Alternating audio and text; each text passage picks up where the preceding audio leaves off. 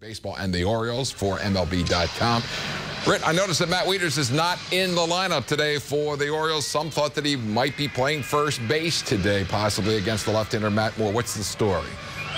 Yeah, you look at his batting average against Matt Moore, and you kind of scratch your head and say, why is he not in that lineup, hitting about .517, which includes a couple homers, 3 RBIs.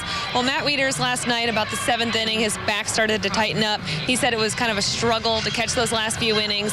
This morning, he came in feeling better, but manager Buck Showalter didn't want to push him. He is scheduled to catch tomorrow, so he's going to take that game off. Obviously, having his bat in the lineup, Matt Wieters has been working at first base here over the last couple games to find another way to be on the field and not take up that DH spot.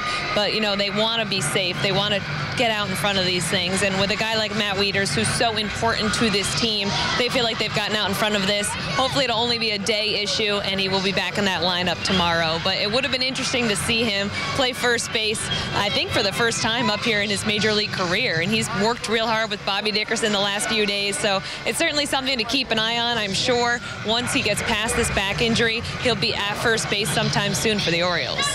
Brittany, how about the Orioles starting rotation? Chris Tillman's been very good over his last 2 starts. Miguel Gonzalez was excellent last night. Your thoughts on that?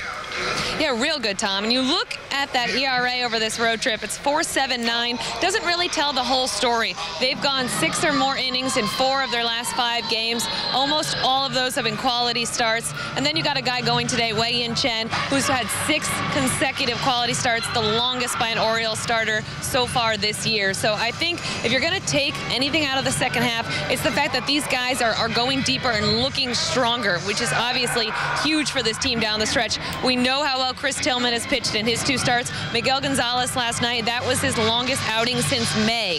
So when you look at this rotation, you really feel good about the direction it's headed in. Obviously, Ubaldo Jimenez has had some slip-ups here in the second half. Didn't pitch well in New York, but they're confident they can get him back to the first half Ubaldo. And I think when you look at this rotation and you look at what's going to happen with this schedule, you're going to need these guys to continue to give you 6-7 innings if the Orioles are going to have any hope of getting back into this AL East race.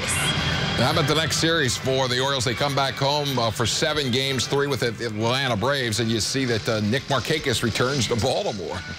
Yeah, it'll be a familiar sight, but wearing a different uniform, obviously, there in right field. And Buck joked that he's not going to have any problem figuring out how to play that right field wall.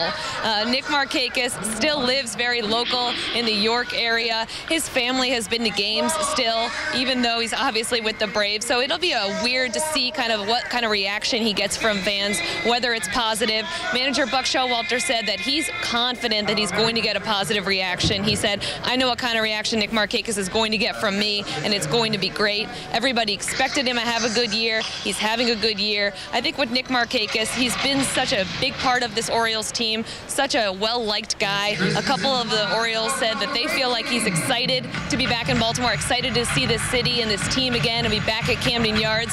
I would hope that the fans would really respect what he's done and give him that positive welcome. Of course, it stops after that first at bat, and you hope that he doesn't do anything positive that helps. But, you know, you would hope that the fans would go out there and really give him a nice show of courtesy for what a great player that he was for the city of Baltimore.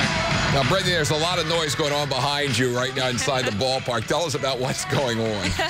Well, it's Christmas in July, and I'm also getting Wayne Kirby and Adam Jones, who are yelling Brittany throughout this entire hit as well. So I've got Holly Jolly Christmas, and then I've got Holly Jolly Wayne Kirby. So it's an interesting balance here at Tropicana Field. Well, Brittany, as always, we appreciate the information and the conversation. Look forward to seeing you when you get back to Baltimore for the Orioles' current upcoming homestand. Brittany Ghiroli there in St.